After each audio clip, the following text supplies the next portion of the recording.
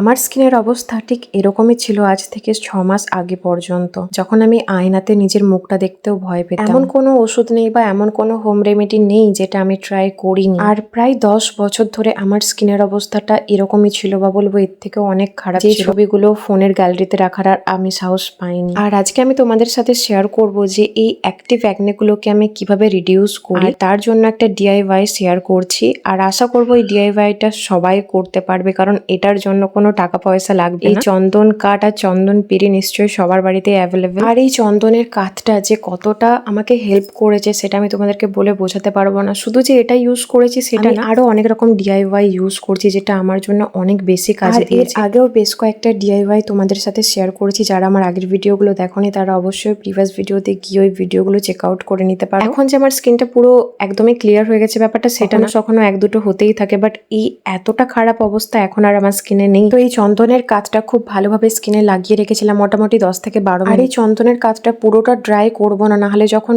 Remove করব বা জল দিয়ে মুখটা ধোবো তখন অনেক সমস্যা হবে, কারণ স্কিনে হেয়ার আছে প্রচুর, যেটা অনেক বেশি ইরিটেট করে স্কিনটাকে। অনেককে দেখেছি চন্দন গুঁড়ো বাজার থেকে কিনে নিয়ে এসে গোলাপ জল দিয়ে ইউজ করে, বাট আমি এটা কখনো করি না। আমার মনে হয় যে এই চন্দনের গুঁড়ো কখনোই পিওর হতে পারে না, যেটা আমি বাড়িতে বানাবো হয়তো সেটাই পিওর। তো এই চন্দনের কাঠটা আমার জন্য অনেক বেশি হেল্পফুল ছিল। আর এই ডিআইওয়াইটা কখনোই রাতারাতি কাজ করবে না, 1 থেকে 2 মাস ইউজ করার পর তোমরা এর বেনিফিটটা বুঝতে পারবে।